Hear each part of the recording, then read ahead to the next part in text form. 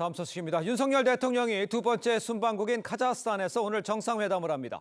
핵심 광물 공급망을 비롯한 여러 협력이 논의될 전망입니다.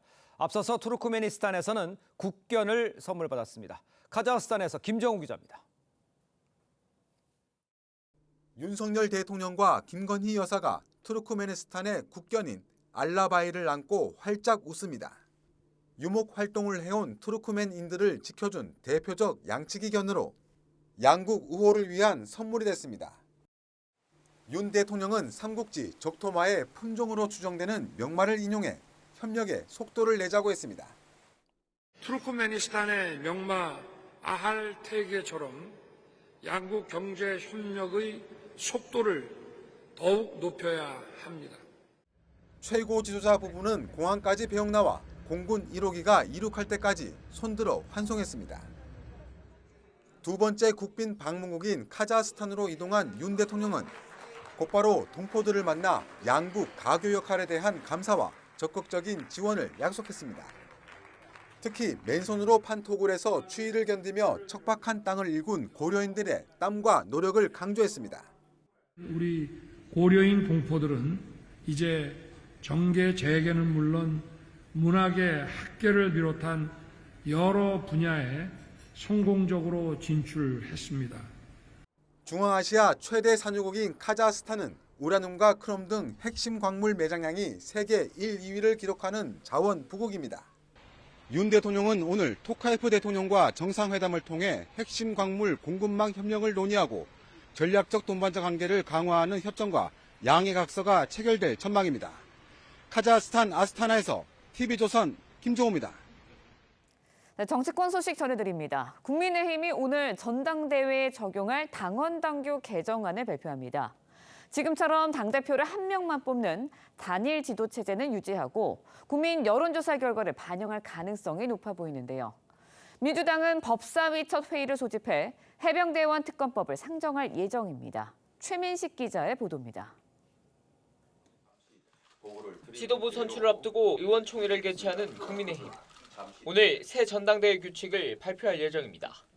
국민의힘 당원당규 개정특위는 당초 어제 개정안을 결정할 계획이었지만 당대표 경선에 민심을 얼마나 반영할지를 놓고 합의에 이르지 못했습니다.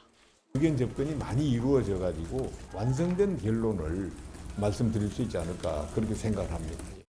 현재는 당대표와 최고위원을 100% 당원 투표로 뽑는데 일반 여론조사를 30%는 반영해야 한다는 의견과 20%도 충분하다는 의견이 충돌한 것으로 알려졌습니다. 지도체제는 지금처럼 단일체제를 유지할 것으로 예상됩니다. 이에 따라 한동훈 전 비상대책위원장의 출마 여부가 최대 관심사로 떠올랐습니다. 민주당은 오후 2시 첫 법사위 회의를 열고 해병대원 특검법을 상정합니다. 새로 선출된 정청래 법사위원장은 시급히 처리해야 할 현안이 많다며 법과 원칙대로 법사위를 운영하겠다고 했습니다. 민주당은 국민의힘이 내일까지 원 구성에 응하지 않으면 여당 몫으로 남겨둔 나머지 7개 상임위원장도 단독으로 선출할 예정입니다. TV조선 최민식입니다. 네, 대북송금 의혹 1심 재판에서 이화영 전 부지사에게 징역 9년 6개월을 선고한 법원이 당시 이재명 지사에게 보고됐다는 이 김성태 전 쌍방울 회장 진술의 신빙성을 인정한 것으로 알려졌습니다. 판결문에 이 같은 내용이 담긴 것으로 파악이 됐는데 검찰은 이르면 오늘 이 대표를 기소할 방침인 걸로 전해졌습니다. 이광희 기자의 보도입니다. 이화영 전 부지사와 쌍방울 그룹이 800만 달러 대북 송금을 공모한 혐의를 인정해 유죄 판결을 한 1심 재판부. 1심 판결문에는 재판부가 김성태 전 쌍방울 그룹 회장이 대북 사업을 추진한 데는 대납 대가로 경기도가 지원할 거란 믿음 외에 다른 사유를 생각하기 어렵다는 내용이 담긴 걸로 전해졌습니다. 재판부는 김 전 회장이 이 전 부지사에게 이재명 지사에게 보고했냐고 묻자 당연히 말씀드렸다는 말을 들었다고 한 진술은 충분히 수긍된다며 김 전 회장이 이 전 부지사가 휴대전화를 바꿔줘 이 지사와 통화했다고 한 진술의 신빙성도 인정된다고 했습니다. 이는 이 대표의 제3자 뇌물 의혹 사건에서 중요한 증거가 될 것으로 보입니다. 검찰은 이르면 오늘 이 대표를 제3자 뇌물죄와 외국환 거래법 위반 등의 혐의로 기소할 방침으로 전해졌습니다. 책임의 엄정이 물어질 수 있도록 그렇게 최선을 다하겠습니다.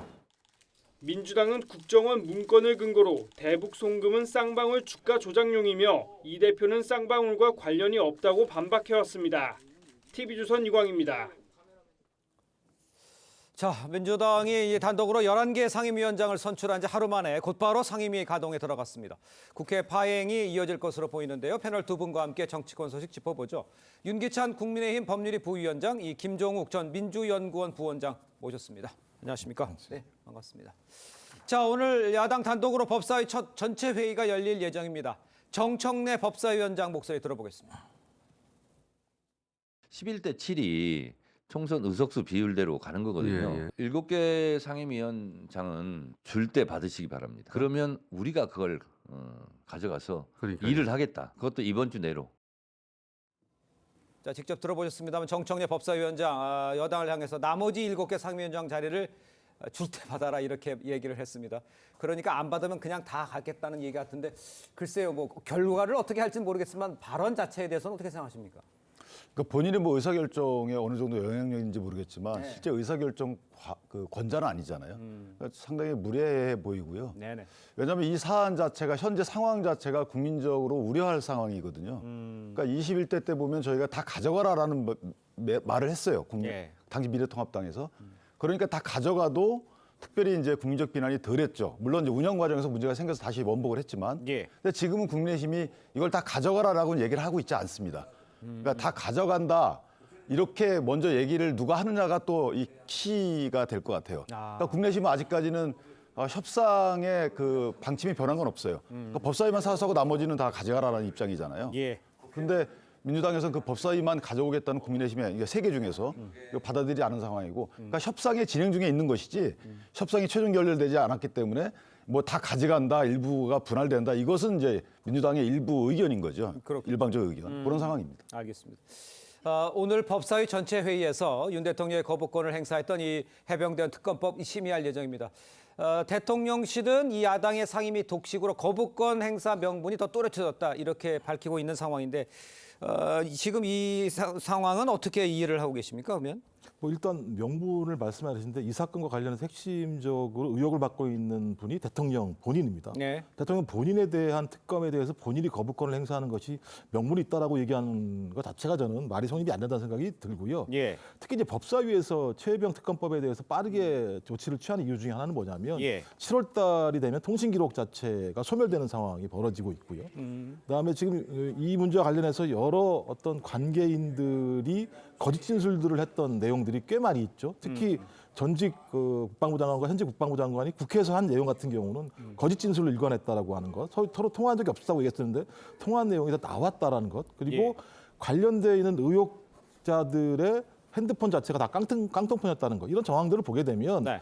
이 특검법을 빨리 진행하지 않게 되면 진실이 은폐될 가능성이 매우 높기 때문에 민주당 입장에서는 빠른 시일 내에 특검을 통해서 본질을 밝히자는 측면들이 분명히 있어서요. 이 부분과 관련해서 대통령실이 어떤 상임위 독식 문제를 최혜병의 거부권 행사 명분으로 삼는 것 자체에 제가 볼 때 그걸 올바르지 않다고 생각을 합니다. 근데 이제 사실 몇 가지 저희가 확인해야 되는 게 통신 기록이라는 것은 1년간 뭐 남아있잖아요. 근데 그 남아있는 것이 언제 누구하고 통화를 해가지고 몇 분 통화했다는 정도. 이 내용은 안 남아있어요. 그러니까 내용 자체는 안 남아있고 또 하나는 공수처에서 이미 수사를 하고 있기 때문에 그 통신 기록을 확보했는지 여부에 대해서 아직까지 정확히 확인해 준 적이 없어요. 네. 이미 또 통신 기록은 나와 있고요. 예. 언론에 다니고 있잖아요. 그다음 최혜병 특검 관련해서 특검을 안 한다는 거지 사실은 수사는 하고 있잖아요. 공수처에서. 그러니까요. 그러니까 공수처 수사를 대통령이 방해하고 있다, 외압을 가했다 이런 정황이 아직 안 나오고 있는 상황에서 최상병 특검은 아직 불필요하다라는 입장인 것이고, 예.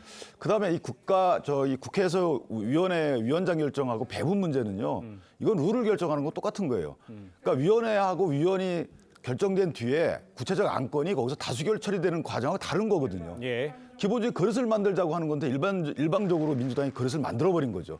여기에 큰 문제가 있다고 주장하는 거예요. 알겠습니다. 그러니까 저도 말씀드리면 예. 내용이 뭐냐면 공수처가 수사하는 거 맞습니다. 네, 하고 있죠. 근데 공수처가 기소할 수 있는 게 아니에요.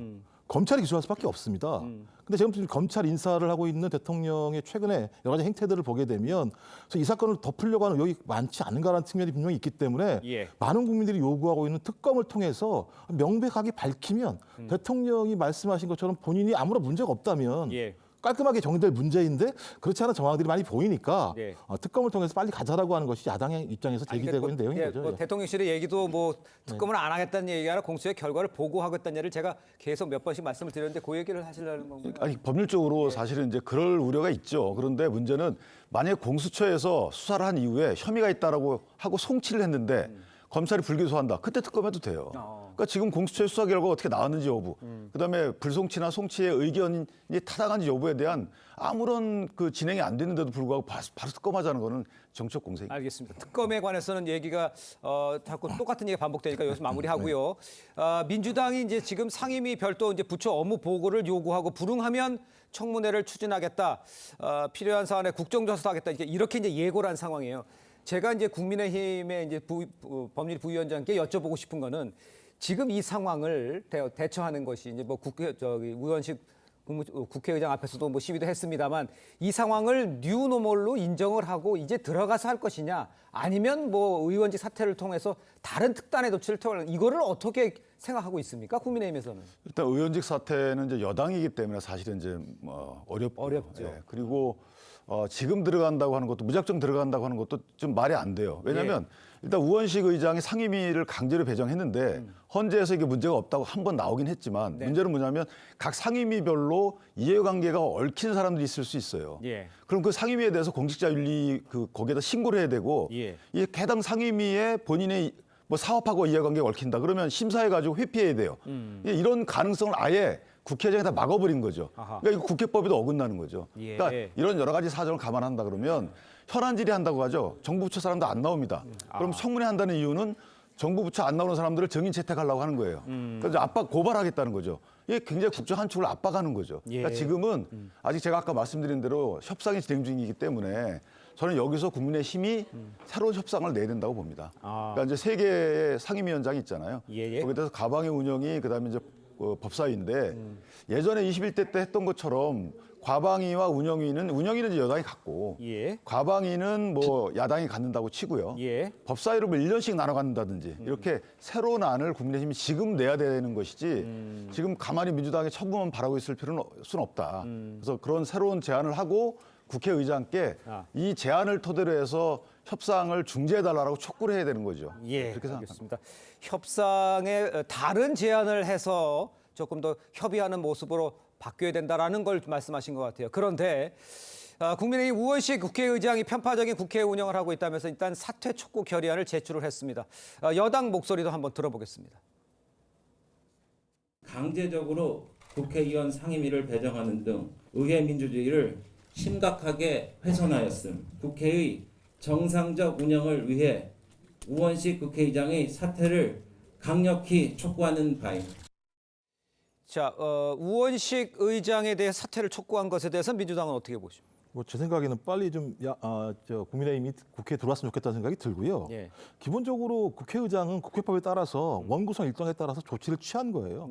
국회법에 따라서 조치를 취했는데 그것이 문제가 있다고 사퇴 결의안을 제출하는 것 자체는 좀 문제가 있다는 생각이 들고요. 일단 기본적으로 원천적으로 여야 간의 협의 자체를 갖다가 부정한 건 국민의힘이라는 생각이 들고 제가 볼 때 국민의힘이 이때 업보가 있어요.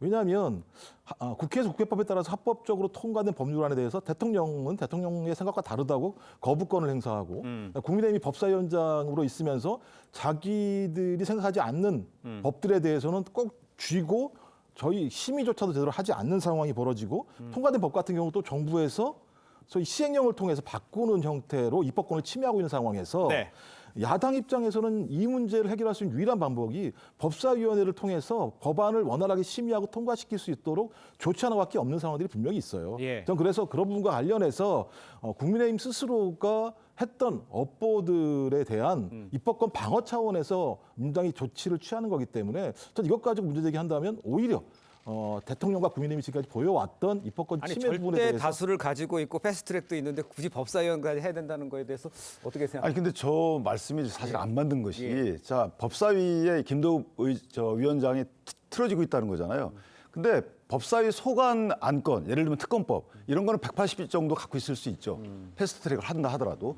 근데 나머지 타관 소관의 경우에는 직회부 제도가 있어요. 그러니까 법사위에서 만약 안 하게 되면 직회부 하면요 30일 내로 올라갑니다. 예. 그러니까 그 직회부를 선별적으로 민주당이 행사를 했죠. 네. 그러니까 진짜 민생에 필요한 법은 안 하고 본인들 약간 진영 논리가 포함된 법안의 경우에는 다 직회부했어요.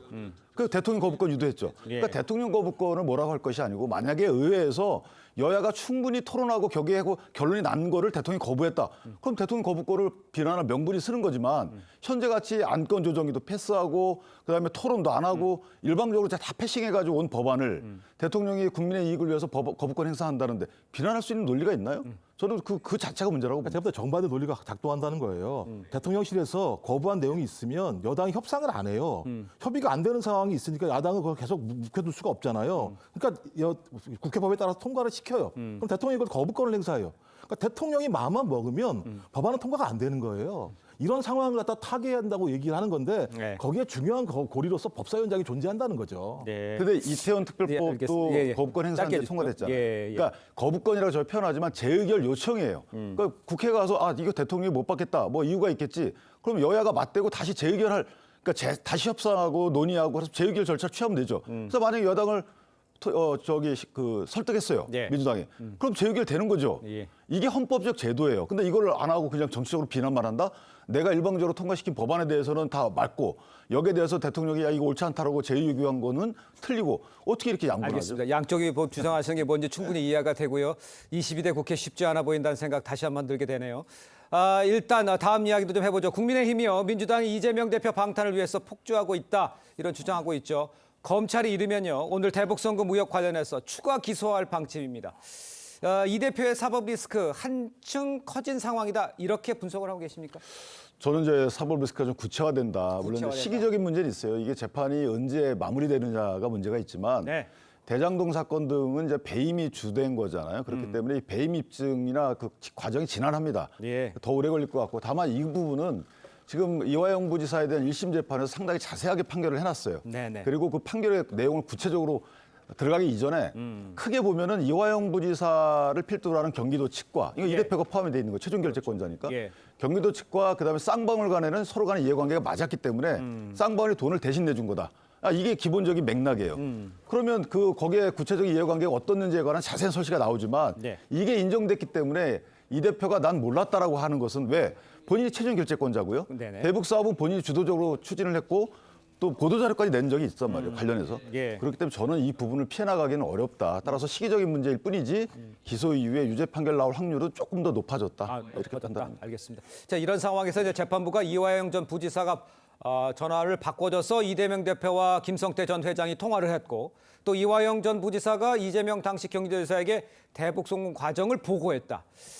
김성태 전 회장의 진술의 신빙성을 재판부가 인정한 거다 이런 얘기도 하잖아요. 거기에 대해서는 어떻게 생각하십니까? 그러니까 재판부가 얘기하는 것이 방북으로 대북 비용을 송금했다 이런 내용들은 확인을 했는데 예. 이 부분과 관련해서 이재명 그 당시 경기도지사의 관련성에 대해서는 판단을 유보한 측면이 있는 측면이 분명히 있는 거죠. 그렇죠. 예. 근데 이제 지금 재판부에서 반영 안 된 부분들이 계속 얘기하는 게 진술을 변경하려고 회유 압박을 했다라고 이화영 전 부지사가 주장하는 내용과 관련해서는 네.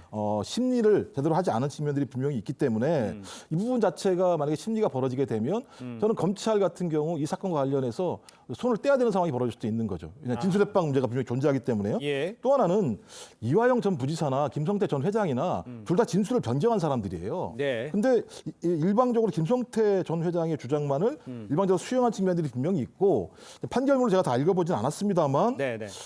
좀 제가 볼 때는 매우 좀 관심법 같은 내용들이 있어요. 증거주의라기보다는 어떤 거입니까? 뭐 그러한 역할을 기대했던 것으로 보인다. 그러니까 제가 볼 때는 법정에서 정확하게 양형을 때릴 때 그 증거에 입각해야 되는데 지금까지 내용을 보게 되면 어떤 대부분 같은 경우는 진술의 신빙성만 가지고 판단을 했기 때문에 네네. 2심에서는 상당 부분 이 부분과 관련된 상당히 많은 다툼과 그다음에 증거 내용들에 대한 새로운 것들이 나오게 된다면 좀 약간의 좀 변경이 있지 않을까 생각이 듭니다. 그러니까 지금 말씀하시는 건 증언만 있을 뿐이지 특별히 확진할 수 있을 만한 증거가 없다 이렇게 말씀하시는 것 같은데요. 근데 그렇지 않아요. 예. 그러니까 진술의 신빙성을 따질 때 재판장이 그냥 이거 관심법으로 이거 맞는 것 같아. 저분이 거짓말하는 것 같지 않아. 이렇게 얘기하지 않아요. 예. 판결문에 보더라도 그 진술이 신빙성이 있다라고 판단하고 그 근거를 쭉 댑니다. 네네. 거기에 정황 증거들이 상당히 많아요. 물적 증거도 있고 다른 사람의 진술도 있습니다. 그러니까 이게 그냥 함부로 얘기하는 건 아니고 네. 상당히 정치한 그 입증 과정을 통해서 본인이 채택한 증거를 통해서 사실 인정을 하는 거기 때문에 예. 저는 물론 이 사실 인정에 대해서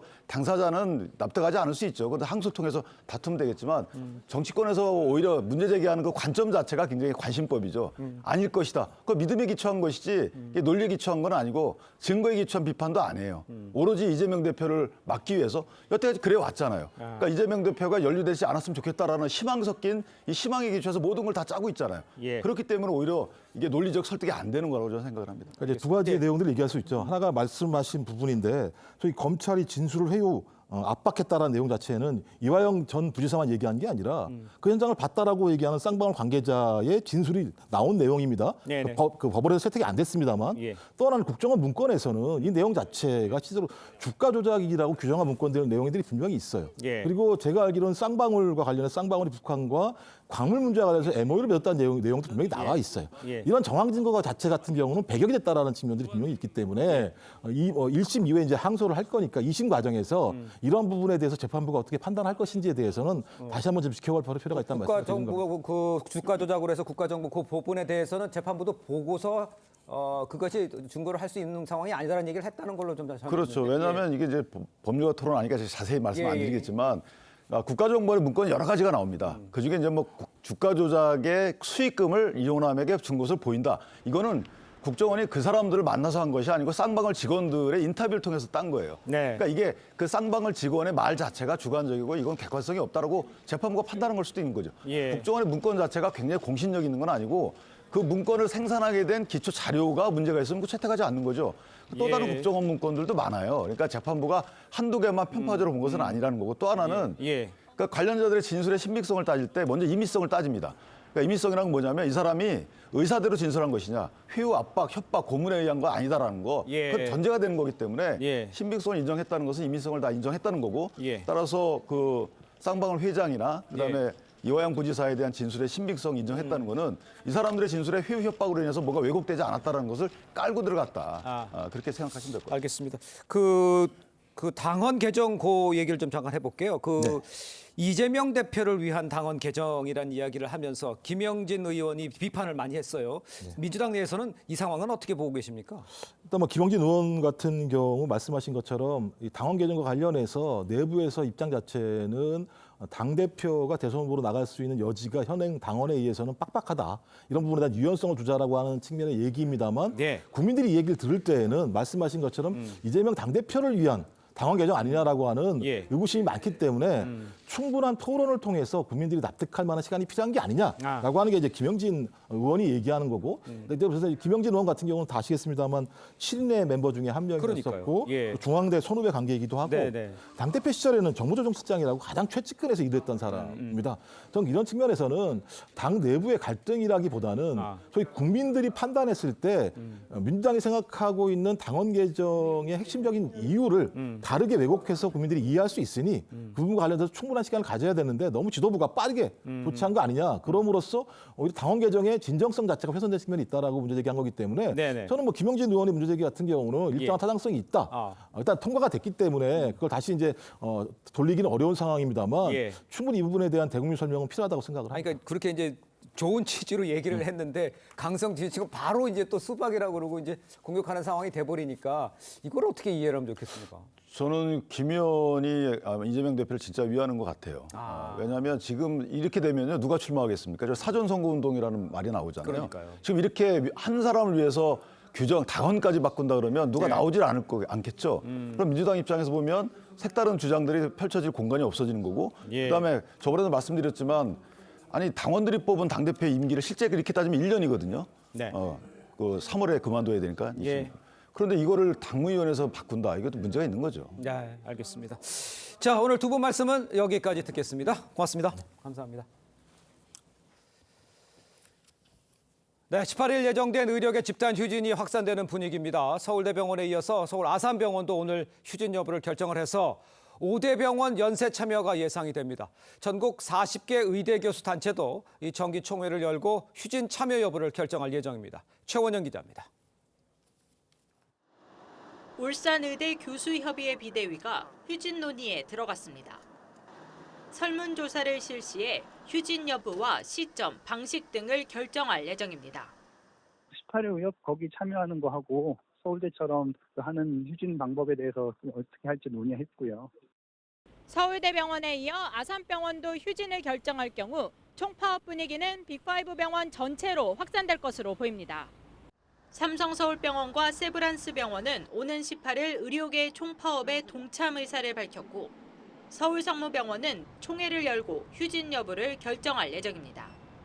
고려대 의대 교수들의 투표 결과에선 휴진 참여 의견이 90%를 넘었고 경북대와 계명대 등 지방대학병원들도 휴진을 예고했습니다. 진료 공백에 우려가 커지는 가운데 총파업을 주도하는 이면택 의사협회장이 또다시 논란의 중심에 섰습니다. 임 회장은 의사들을 향해 앞으로 모든 구토 환자에 어떤 약도 쓰지 말라며 당신이 교도소에 갈 만큼 위험을 무릅쓸 중요한 환자는 없다고 했습니다. 임 회장은 앞서 의사의 유죄를 선고한 판사를 이 여자 제정신이냐고 원색 비난하기도 했습니다. TV조선 최은행입니다. 네, 골프선 출신 박세리 씨가 이사장으로 있는 이 박세리 희망재단이 박 씨의 아버지를 사문서 위조 혐의로 경찰 고소했습니다. 네, 관련 내용 설주한 변호사, 송영훈 변호사와 함께 자세히 짚어보도록 하겠습니다. 안녕하세요. 안녕하세요. 네, 반갑습니다. 자, 일단 박세리 선수의 부친이 어떤 일을 저질렀길래 이 박 씨가 이끄는 재단 부친을 고소한 건지 박 씨가 고소한 게 아니라 재단이 고소를 한 거네요. 그렇습니다. 예. 이 박세리 씨의 부친은 국제 골프학교 설립과 관련해서요. 네. 박세리 희망재단의 법인 도장을 권한 없이 만들어서 문서에 사용한 혐의를 받고 있습니다. 네. 이 사건은 박세리 희망재단이 작년 9월에 박세리 씨의 부친을 고소한 사건인데요.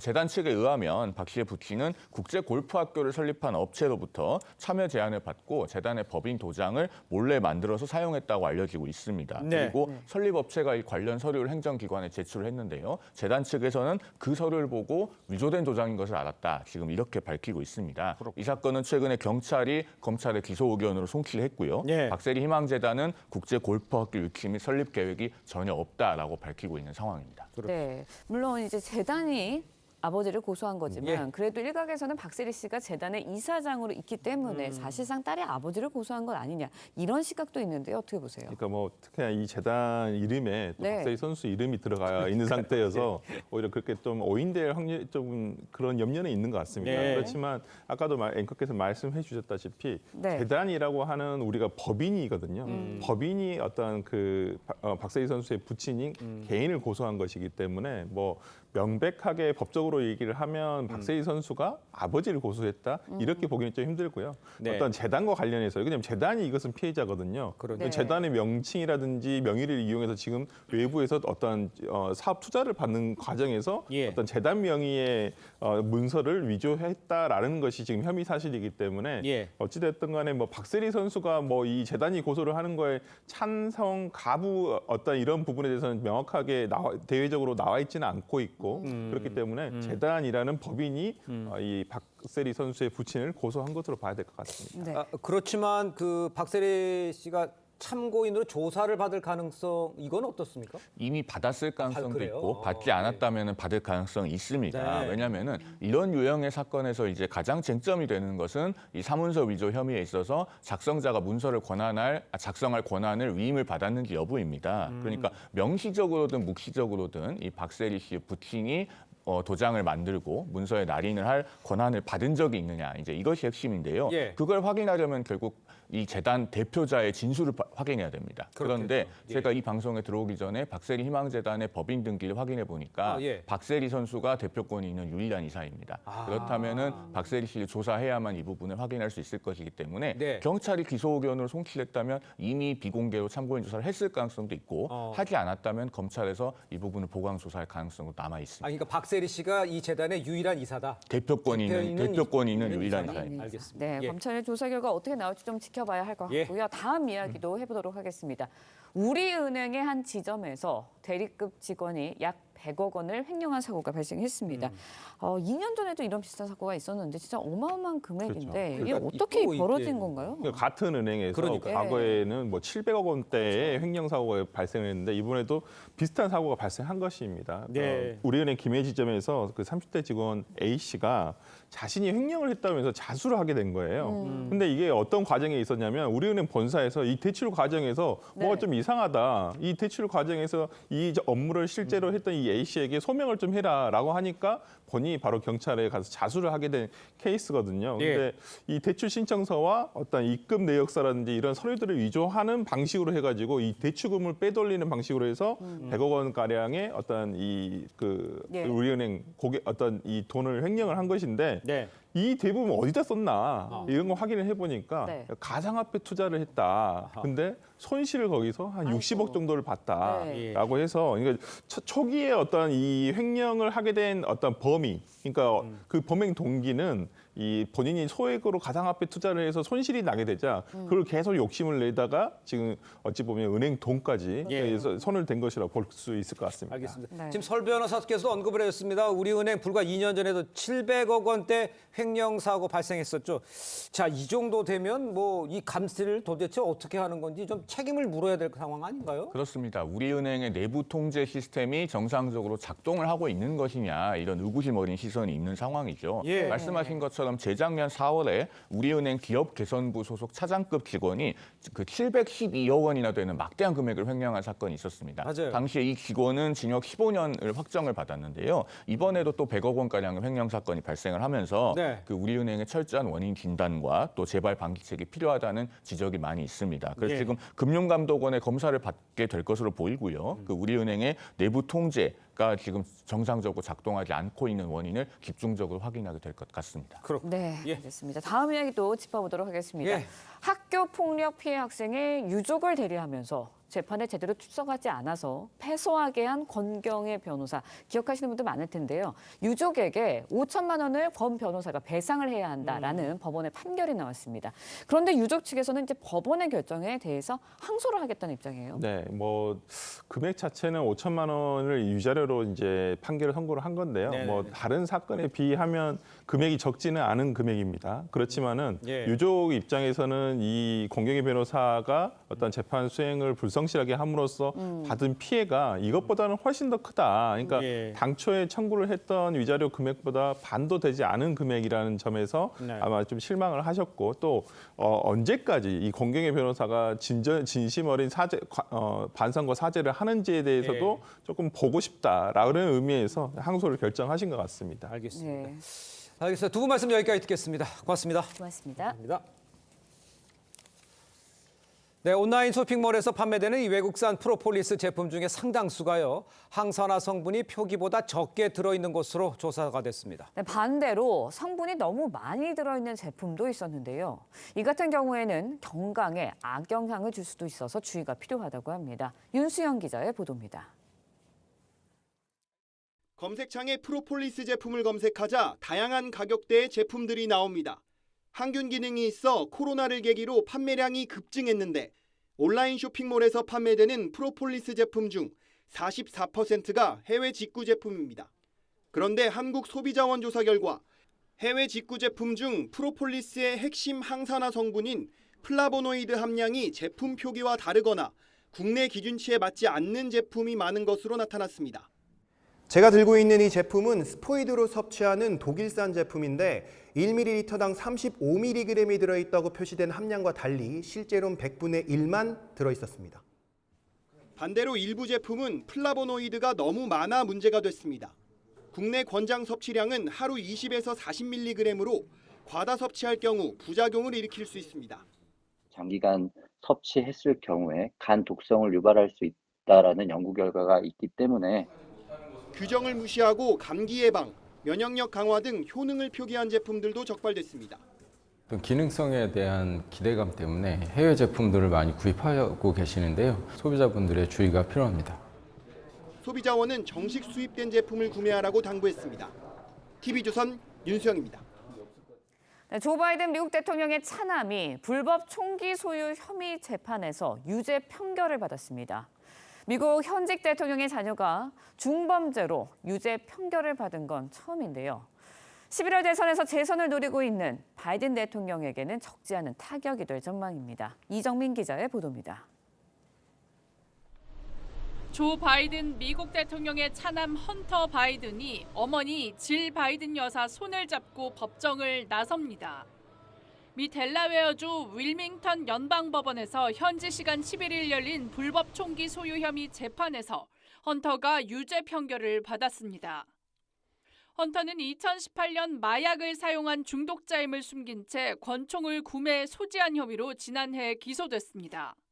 Today, Hunter Biden was convicted of 2 counts of lying on a form submitted to a federal firearms dealer about his addiction or use of crack cocaine, and possessing a firearm while a user or addict.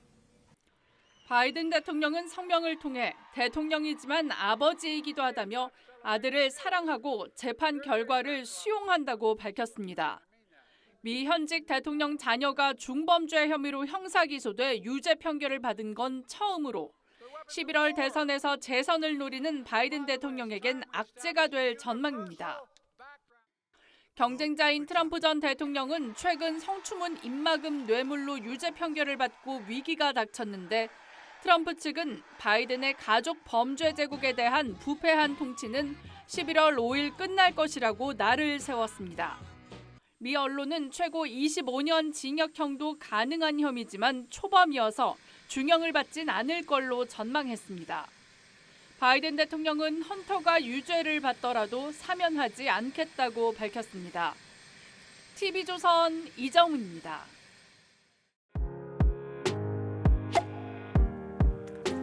네, 렌즈에 담긴 그 순간 그 의미를 짚어보는 시간이죠. 사진 기자가 선택한 아침의 한 장입니다. 오늘은 조선일보 사진부 이태경 기자와 함께합니다. 안녕하세요. 오늘 볼 사진 어떤 건가요? 네, 아프리카에서 청소년들이 거리에서 펜싱을 하고 있는데요. 무슨 사연인지 현장 모습 사진으로 만나보겠습니다. 케냐 나이로비의 한 빈민가입니다. 청소년들이 진흙투성이 길에서 검을 들고 훈련에 몰두하고 있는 모습인데요. 사보라 펜싱 음타하니 클럽의 훈련 장면입니다. 스와힐리어로 펜싱 음타하니는 거리의 펜싱이라는 뜻인데요. 범죄율이 높고 온갖 기회가 제한된 이 지역에서 청소년들은 펜싱을 통해 새로운 꿈과 희망을 가지게 됐습니다. 네, 거리의 펜싱 수업이라니 빈민촌 청소년들에게는 그래도 굉장히 뜻깊은 일일 것 같아요. 네, 그렇습니다. 이 지역이 열악한 지역이기 때문에 이 지역의 청소년들에게 긍정적인 변화를 제공하기 위해 마련된 프로그램인데요. 이들의 건강한 취미를 통해 마약과 범죄의 유혹에서 벗어나 긍정적인 방향으로 나아갈 수 있도록 돕는 겁니다. 이 활동은 케냐의 펜싱 선수인 은부루 완요이케가 주도하는데요. 은부루는 갱단원 출신으로 펜싱을 통해 자신의 삶을 변화시킨 경험을 바탕으로 이런 활동을 펼치고 있습니다. 네, 열악한 환경 속에서도 지역사회에 긍정적인 변화를 이끌어내려는 노력에 박수를 보내드립니다. 지금까지 아침의 한 장이었습니다. 어제도 강원도 강릉과 양양은 열대야가 이어졌습니다. 현재 폭염특보는 경기도 용인, 전남과 영남에 발표된 가운데 김천과 광주가 35도까지 오르겠고 서울은 31도로 오늘도 한여름 더위가 이어지겠습니다. 오늘 아침까지 서해안과 전남으로는 안개가 짙게 끼겠습니다. 늦은 오후에는 남부 내륙에 5에서 20mm의 소나기가 내리겠습니다. 오늘 한낮 기온 어제와 비슷하겠습니다. 서울과 춘천이 31도, 대전 33도, 대구는 34도까지 오르겠습니다. 토요일에는 수도권과 강원 영서, 제주에 비가 내리겠습니다. 무더위가 빠르게 찾아오면서 온열 질환 환자가 발생하고 있습니다. 온열 질환이란 열에 장시간 노출될 경우 발생하는 질환인데요. 두통, 어지러움, 피로감, 의식 저하 등의 증상이 나타납니다. 온열 질환을 예방하기 위해서는 평소에 물을 자주 마셔주고요. 외출 시 모자나 양산으로 자외선을 차단해 주시기 바랍니다. 또 낮 12시부터 5시 사이에는 야외 활동을 자제해 주시는 것이 좋습니다. 또 헐렁하고 밝은 색의 가벼운 옷을 입는 것이 도움을 듭니다. 온열 질환 예방 수칙으로 건강한 여름 나시기 바랍니다. 날씨와 생활 정보 이나일입니다. 네, 이상으로 수요일 뉴스 퍼레이드 마칩니다. 네, 저희는 내일 아침 7시 30분에 다시 찾아뵙겠습니다. 시청해주신 여러분 고맙습니다.